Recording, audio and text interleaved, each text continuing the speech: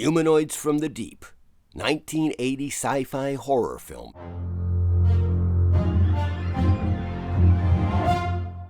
Humanoids from the Deep.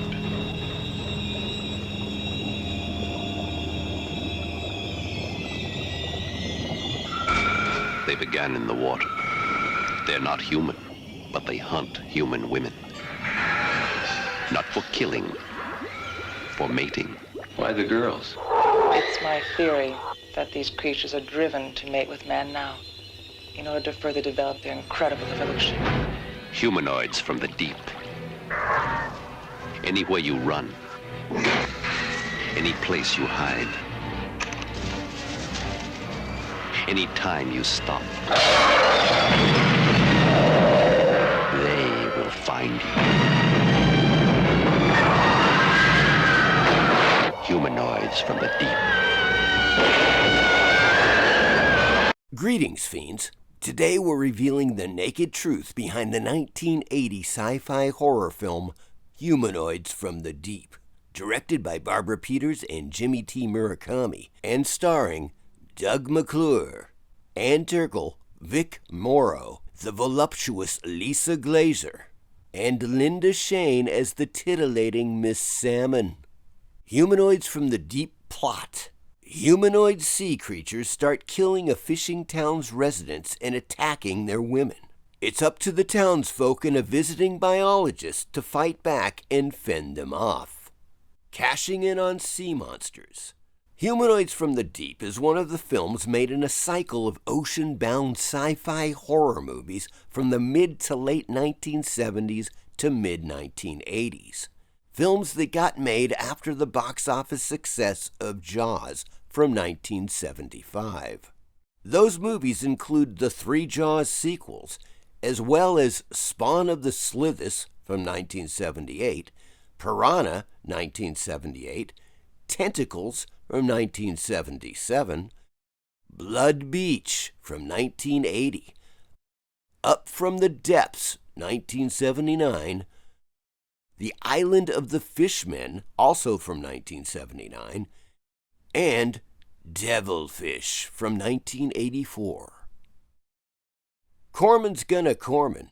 As the film was being finished up, producer Roger Corman felt that the picture needed more nudity, gore, and monster shots throughout. So he ordered scenes shot that showed the humanoids attacking and ripping the clothes off of other nubile young women. Director Barbara Peters was a feminist who hated that idea and refused to shoot the scenes. Corman said he'd hire a second director and would get her feedback before using the new footage. She agreed to that, but Corman ended up never showing the new footage to her or the cast or other crew. They didn't see them until the preview of the film. Peters was furious, protesting that they were inserted purely to show gratuitous nudity. Corman also edited out many of the scenes dealing with the plot and character development in order to make room for the nudity and other creature scenes. Peters complained it was no longer the film she made and wanted her name taken off. Corman said he'd do that, but only if she paid the expense of redoing the credits. She wouldn't, so her name stayed on the project. Many years later, Peters ended up watching the film on cable and admitted it actually ended up being a, quote, fun little movie, unquote. Humanoids from the Deep action figure. Typically, I don't like action figures that much because they rarely look like the character they're supposed to be modeled after. However, the Monstars 4-inch action figure based upon the Humanoids from the Deep creature is spectacular. None other than special effects master Rob "The Thing" Bottin created the humanoid creatures, and I could not believe the detail Monstars got into this figure. The articulation is great and the price is right. Available in regular or glow-in-the-dark at the Etsy Monstars Studio store. Turkel gets Cormaned. Actress Ann Turkel once said why she chose to do this film. Quote, "It was an intelligent, suspenseful science fiction story with a basis in fact and no sex," unquote. It also had the title Beneath the Darkness that she loved. However, when Corman not only added more scenes of graphic nudity and monster sequences, he also changed the title to Humanoids from the Deep, which Turkel hated. Humanoids from the Cheap. There are only 3 humanoid creatures seen together on screen in the same time throughout the film. The production really only had 1 fully functioning humanoid costume, and 2 others that could only be shot from certain angles because they weren't as convincing. Use of such angles, as well as the editing, would help create the illusion that there were much more humanoids than just 3 for the climactic carnival massacre. Blue lips, playmate hips.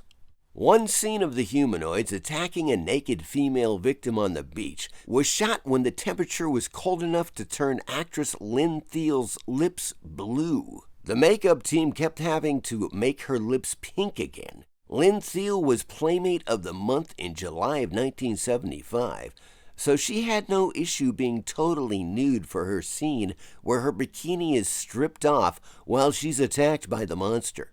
However, she said the beach and the muck they covered her in was very cold. The titillating Miss Salmon.